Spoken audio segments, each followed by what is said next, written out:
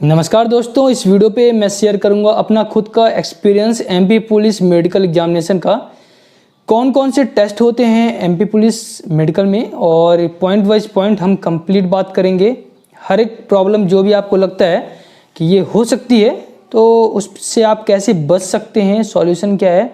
और वीडियो के लास्ट में मैं आपके साथ बात करूँगा कि बहुत लोगों के अंदर ये एक डाउट होता है कि क्या मेडिकल में पैसे चल जाते हैं, ठीक है, तो वो भी कंप्लीट में आखिरकार पैसे चलते हैं या नहीं।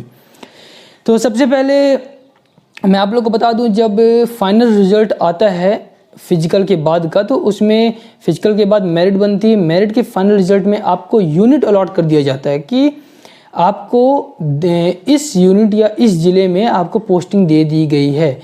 उसी ज़िले के जिला चिकित्सालय में आपका मेडिकल कराया जाता है, ठीक है।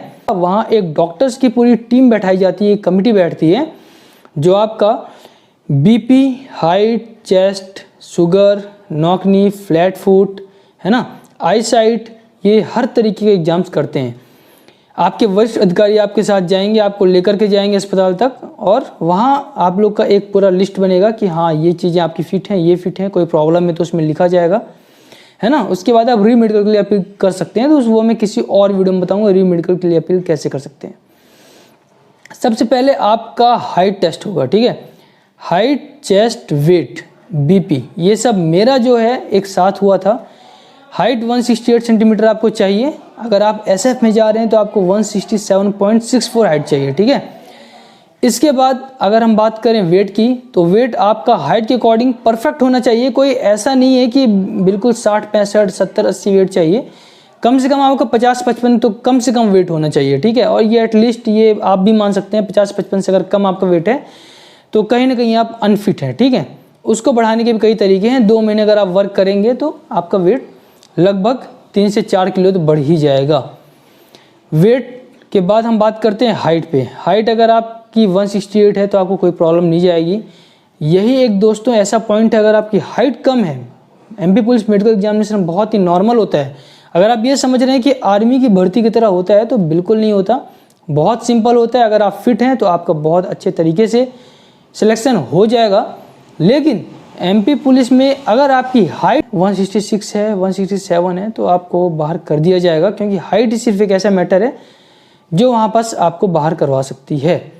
इसके बाद बीपी की बात करें। बीपी जब मेडिकल टेस्ट होता है तो उस टाइम पे ज़्यादातर लोगों की बढ़ी हुई आती है, क्योंकि वो पहले से ही नर्वस होते हैं, परेशान होते हैं कि पता नहीं उनका होगा या नहीं होगा, बीपी कितनी आ जाए, है ना, शुगर टेस्ट कैसा हो। तो इन सब चीज़ों पे क्या है कि वो पहले से सोच के रखते हैं, इस कारण से उनका टेंशन, नर्वसनेस बढ़ जाती है और बीपी भी वहाँ हाई आती है। उसके लिए सबसे बढ़िया तरीका होता है, आधे घंटे पहले आप 1 से 1.5 लीटर पानी बढ़िया आराम से टाइम दे के अपने आप को गैप दे के पीजिए, और उसके बाद आपको जो बीपी टेस्ट होगा तो बिल्कुल नॉर्मल आएगा। कई बार क्या होता है, जब बीपी आपकी ज़्यादा आ जाती है, 140, 135 आ जाती है, तो डॉक्टर खुद आपको रिकमेंड करते हैं, बोलते हैं आप थोड़ा सा टाइम लीजिए, पानी पीजिए, फिर आप दोबारा से आइए, ठीक है। तो वहाँ पर बहुत सपोर्टिव नेचर के स्टाफ होते हैं, कोई इतनी दिक्कत नहीं होती है, तो आप परेशान ना हो।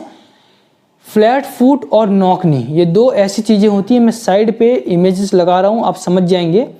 फ्लैट फुट और नॉकनी में अगर आप पहले से ध्यान दे रहे हैं, आपको है 3 से 4 महीने पहले, है ना, तो आपका वो ठीक हो सकता है। फ्लैट फुट क्या होता है, जब आप कभी आप ट्राई कीजिएगा, पानी में अपना पैर डालिएगा, फिर किसी प्लेन सरफेस पे चलिएगा, तो जो उसके पंजे छपते हैं ना पानी वाले, तो बिल्कुल प्लेन जब आ जाएं, है ना, बीच में गैप इस टाइप से कर्व होता है, वो गैप ना आए, मतलब आपको फ्लैट फुट है। उसको ठीक करने के कई तरीके होते हैं, उसके लिए बहुत लंबी वीडियो बनेगी। अगर आपको ये प्रॉब्लम है तो आप मुझे कमेंट बॉक्स में बताएं, मैं उसके लिए अलग से वीडियोज बनाऊंगा, और साथ में नॉक नी के लिए भी। और नॉक नी क्या होता है, घुटने आपस में मिल जाना, है ना। जैसे ये घुटने हैं तो इनके बीच में इतना गैप होना चाहिए बीच में, है ना। जब गैप बिल्कुल भी नहीं होता है, टच होता है या कुछ ज़्यादा गैप होता है, उसको हम नॉक नी बोलते हैं। तो वो भी आपका बिल्कुल फिट होना चाहिए, है ना। इस टेस्ट में इनके लिए अगर आपको कोई समस्या है तो 2 से 3 महीने पहले आपको कम से कम इस पर वर्क करना पड़ेगा, तब जाके इसमें सुधार हो जाता है। और एटलीस्ट आप ये समझ जाइए कि कोई भी आपको समस्या है तो आप मेडिकल एग्जाम में अपने आप को कैसे वहाँ पर सामने डॉक्टर्स के प्रेजेंट कर रहे हैं, वो चीज़ डिपेंड करता है कि आपका सिलेक्शन होगा या नहीं होगा, ठीक है। कॉन्फिडेंस में रहिए, कोई दिक्कत है उस पर पहले से वर्क कीजिए। सबसे इम्पोर्टेंट है आई साइट, ठीक है। आई विजन जो होता है उसके लिए वैसे तो 6/6 मार्क की जाती है, लेकिन मैं आपको बता दूं अगर आपको चश्मा लगता है और आप बिना चश्मा पहने सामने 80% लेटर्स आपने पढ़ लिए हैं, वहाँ लिखा रहता है ABCD नंबर्स रहते हैं कुछ, तो चश्मा उतार के आपको पढ़ना होगा, कुछ डिस्टेंस में रहता है। अगर आपने पढ़ लिए तो आपका सिलेक्शन हो जाएगा, कोई दिक्कत नहीं है। एक और दिक्कत होती है कलर ब्लाइंडनेस की। कलर ब्लाइंडनेस क्या होता है दोस्तों, उसमें आपको एक बुक रहेगी, उस बुक पे डिफरेंट टाइप्स से डिज़ाइन बनी रहेंगी, उनके बीच में कोई नंबर या कोई अल्फ़ाबेट लिखा रहेगा। वो नंबर आपको पहचानना है। जिसको कलर ब्लाइंडनेस होता है ना, वो उस नंबर को पहचान नहीं पाता है, ये दिक्कत होती है। तो इसके लिए आप पहले से ही, मैं आपको यहाँ दे रहा हूँ कुछ इमेजेस दे रहा हूँ स्क्रीन पे, आप इसको देख के पॉज करके वीडियो को समझ सकते हैं कि क्या कलर ब्लाइंडनेस आपको है या नहीं है। कलर ब्लाइंडनेस के बाद दांत और कान की जो बात आती है, तो मैं बता दूं कान का टेस्ट बहुत नॉर्मल होगा, वो नॉर्मली देख लेंगे बस। दांत भी आपका नॉर्मल चेक होगा। और मेडिकल टेस्ट सबसे ज़्यादा इंपॉर्टेंट मैं आपको बता दूं कि ज़िले के ऊपर डिपेंड करता है आपका मेडिकल किस ज़िले के अंडर पे हो रहा है, वहाँ डॉक्टर्स की कमिटी कैसी है। वो चाहें तो टफ से टफ मेडिकल टेस्ट ले सकते हैं आपका, लेकिन कहते हैं कि नहीं ठीक है आप यहाँ तक मेहनत करके आए हो, आपको बाहर ना किया जाए। जब तक बहुत बड़ी समस्या ना हो तो वो फिर बहुत सपोर्टिव नेचर के भी होते हैं, ठीक है। तो पिछली बार जैसे जबलपुर ज़िले में बहुत ज़्यादा मेडिकल टफ हुआ था, लास्ट के जब कुछ दिन बचे थे। मेडिकल भी आपके 4 से 5 दिन, 1 हफ्ते तक चलते हैं, उनका भी एक दिन निर्धारित होता है, इस दिन ही आपका मेडिकल होगा, ठीक। ये कुछ पॉइंट्स हो गए। इसके बाद मैं आपको बता दूं टैटू, अगर आपके बॉडी में कोई भी टैटू है जो दिखाई दे रहा है सामने, है ना, हाथ पे है या फिर चेहरे पे, गर्दन पे, ऐसे किसी भी जगह पे टैटू है जो दिखाई दे रहा है, तो आपको प्रॉब्लम हो सकती है। टैटू परमानेंट अगर अभी तक आपकी बॉडी में नहीं है तो आप बिल्कुल मत बनवाइएगा, और अगर है तो या तो उसको हटवा लीजिए या फिर किसी ऐसी जगह पे जो दिखाई ना दे तो वो चल जाता है, ठीक है। चेस्ट के लिए मैंने आपको बताया 81 to 86 सेंटीमीटर, 5 सेंटीमीटर के एक्सपांसन फुलाव जरूरी है। बहुत लोगों से क्या है, फुलाते नहीं आता है चेस्ट, है ना। 81 सेंटीमीटर तो हो जाता है, बट फुलाते हैं 3 सेंटीमीटर फूलता है या 4 सेंटीमीटर। तो उसके लिए ज़रूरी है कि आप पहले से घर पे प्रैक्टिस करें कि किस तरीके से अपने भाई से या फिर फ्रेंड से ग्राउंड में आप जाते हैं तो थोड़ा ट्राई करते रहें, पहले लगाएं, है ना। 81 सेंटीमीटर के बाद चेस्ट को फुलाएं। 5 सेंटीमीटर नहीं आ रहा है तो उसकी प्रैक्टिस है, सांस को अंदर भरें, है ना। तो वो कभी मैं आपको ग्राउंड की वीडियो में समझाऊंगा अच्छे तरीके से, लेकिन ये चीज़ें भी कभी कभी समस्या हो जाती है, तो इस पर आप ध्यान रखें, ठीक है। तो और कोई ऐसा पॉइंट जो छूट रहा हो आप मुझे कमेंट बॉक्स पे बताएं, मैं उस पर वीडियोज बनाऊंगा। मैंने बीपी की बात कर ली, ब्लड टेस्ट की बात कर ली। ब्लड टेस्ट कभी कभी शुगर के लिए होता है तो यहाँ से हो जाता है। अगर ज़्यादा उनको प्रॉब्लम लग रही है या फिर जीरो में निर्धारित किया गया कि ब्लड टेस्ट करना अनिवार्य है, वैसे तो अनिवार्य ही होता है, लेकिन डॉक्टर देख समझ के वो अपने अकॉर्डिंग काम कर सकता है, ये उनको छूट होती है।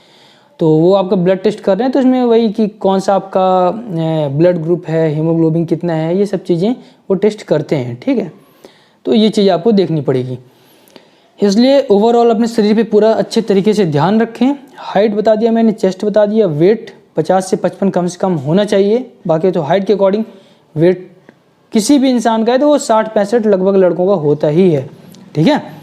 नॉक नहीं बता दिया मैंने, फ्लैट फुट बता दिया, नाइट विजन की बात कर लिया, ठीक है। उसके बाद आई साइट और टैटू।